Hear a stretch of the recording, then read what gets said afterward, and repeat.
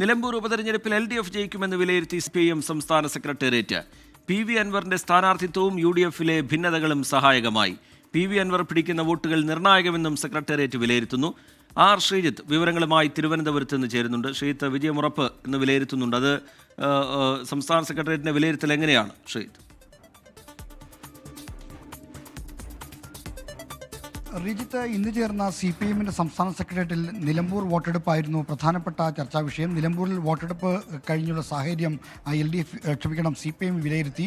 75.27% polling രേഖപ്പെടുത്തിയ നിലമ്പൂരിൽ LDF-ന്റെ വിജയം ഉറപ്പാണെന്നാണ് സെക്രട്ടേറിയറ്റ് വിലയിരുത്തിയിരിക്കുന്നത്. ഇതിനനുകൂലമായി CPIM ചൂണ്ടിക്കാണിക്കുന്ന ഘടകങ്ങൾ PV അൻവറിൻ്റെ സ്ഥാനാർത്ഥിത്വവും UDF-നകത്തെ ഭിന്നതകളുമാണ്. ഈ രണ്ട് ഘടകങ്ങളും LDF-ന് അനുകൂലമായ ഒരു വോട്ടിങ്ങിലേക്ക് നയിച്ചിട്ടുണ്ട്. അതുകൊണ്ട് തന്നെ LDF നിലമ്പൂരിൽ വിജയം നേടുമെന്ന് തന്നെയാണ് CPIM വിശ്വസിക്കുന്നത്. ഇതിന് എത്ര ഭൂരിപക്ഷം കിട്ടുമെന്നതിനെ പറ്റിയുള്ള കണക്കുകളൊക്കെ മണ്ഡലം കമ്മിറ്റിയിൽ നിന്ന് വന്നിട്ടുണ്ടെങ്കിലും ആ കണക്കുകളെ CPIM സംസ്ഥാന നേതൃത്വം കണക്കിലെടുക്കുന്നില്ല. കാരണം അൻവർ എത്ര വോട്ട് പിടിക്കും എന്നതിനെപ്പറ്റി ഒരു അവ്യക്തതയുണ്ട്. അതനുസരിച്ചായിരിക്കും ഭൂരിപക്ഷം അടക്കമുള്ള കാര്യങ്ങൾ. എന്തായാലും PV അൻവറിൻ്റെ സ്ഥാനാർത്ഥിത്വം ഈ ഉപതെരഞ്ഞെടുപ്പ് ഫലത്തെ സ്വാധീനിക്കുന്ന നിർണായക ഘടകമാണെന്നാണ് വോട്ടെടുപ്പിന് ശേഷം CPIM വിലയിരുത്തുന്നത്. റിജിത്ത്, ശ്രീതി, പ്രചാരണത്തിന്റെ ഘട്ടത്തിൽ PV അൻവർ അവിടുത്തെ ജയപരാജയങ്ങളെ നിശ്ചയിക്കുന്ന ഒരു ഘടകമേ അല്ല എന്നുള്ളതായിരുന്നു CPIM-ന്റെ പ്രചാരണം. ഇപ്പോൾ ഈ അൻവർ പിടിക്കുന്ന വോട്ടുകൾ നിർണായകമായി മാറും. ഈ അടിയൊഴുക്കുകളിൽ ഒരാശങ്ക CPIM നേതൃത്വത്തിനുണ്ടോ? മറ്റൊന്ന്, ഈ തെരഞ്ഞെടുപ്പിലെ വിജയം അത് പ്രധാനമാണ്, ഭരണവിരുദ്ധ വികാരമില്ല എന്ന് തെളിയിക്കേണ്ടതുണ്ട്. അതുപോലെ തുടർ ഭരണത്തിന് വഴിയൊരുക്കുന്ന തെരഞ്ഞെടുപ്പായി ഇത് മാറും എന്നുള്ളതുകൂടി CPIM കണക്ക് കൂട്ടുന്നുണ്ട്. അങ്ങനെ ഇരിക്കെ ആ വിജയം പ്രധാനമാണ്. അതിൽ കൂടുതലായി വിലയിരുത്തപ്പെടുന്നത് എന്തൊക്കെയാണ് ശ്രീ?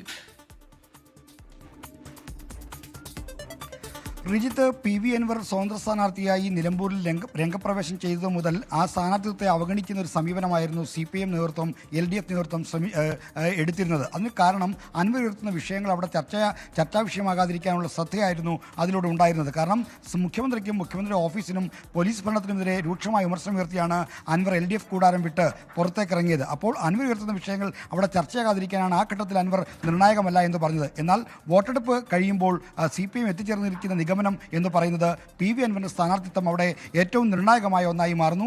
അൻവർ ഒരു 10,000-അപ്പുറത്തേക്ക് വോട്ടുകൾ പിടിച്ചാൽ അത് UDF-ന് ദോഷകരമാകും. ഭരണവിരുദ്ധ വികാരം ഉണ്ടെങ്കിൽ തന്നെ ആ ഭരണവിരുദ്ധ വികാരവുമായി ബന്ധപ്പെട്ട വോട്ടുകളെ ഭിന്നിപ്പിക്കാൻ അൻവറിന്റെ സ്ഥാനാർത്ഥിത്വത്തിന് കഴിഞ്ഞു. അത് LDF-ന് സഹായകരമാകും എന്നാണ് CPIM സെക്രട്ടേറിയറ്റ് വിലയിരുത്തുന്നത്. എന്തായാലും ഉറച്ച ജയപ്രതീക്ഷ പറയുമ്പോഴും അൻവറിന്റെ സ്ഥാനാർത്ഥിത്വം ഏത് ദിശയിലേക്കായിരിക്കും വോട്ടെടുപ്പിന്റെ ഫലത്തെ കൊണ്ടുപോകുന്ന കാര്യത്തിൽ CPIM-നും വലിയ നിശ്ചയമൊന്നുമില്ല.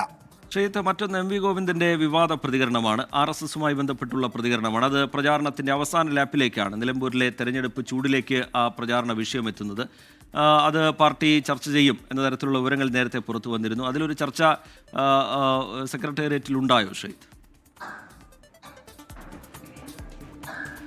റിജിത്ത്, ഈ MV ഗോവിന്ദൻ്റെ ഈ RSS-മായി ബന്ധമുണ്ടായിരുന്നു എന്ന തരത്തിലുള്ള പ്രസ്താവന തെരഞ്ഞെടുപ്പിനെ ഏതെങ്കിലും തരത്തിൽ സ്വാധീനിച്ചോ എന്ന തരത്തിലുള്ളൊരു പ്രതികരണത്തിന് ഇപ്പോൾ CPIM തയ്യാറല്ല. കാരണം അത് ഫലം വന്നാൽ മാത്രമേ അത്തരം കാര്യങ്ങളിലേക്ക് കടക്കാൻ കഴിയൂ എന്നാണ്. ഫലം വിലയിരുത്തുമ്പോൾ ഒരുപക്ഷെ അതുകൂടി കണക്കിലെടുത്തുകൊണ്ടുള്ള ഒരു അവലോകനം നടന്നേക്കാം. എന്നാൽ ഈ ഘട്ടത്തിൽ അത്തരം ചർച്ചകൾ നടന്നോ, ആ ചർച്ചയിൽ എന്തൊക്കെ നിഗമനങ്ങളാണ് എത്തിച്ചേർന്നത് എന്നതിനെപ്പറ്റി പ്രതികരിക്കാൻ CPIM നേതൃത്വം തയ്യാറാകുന്നില്ല.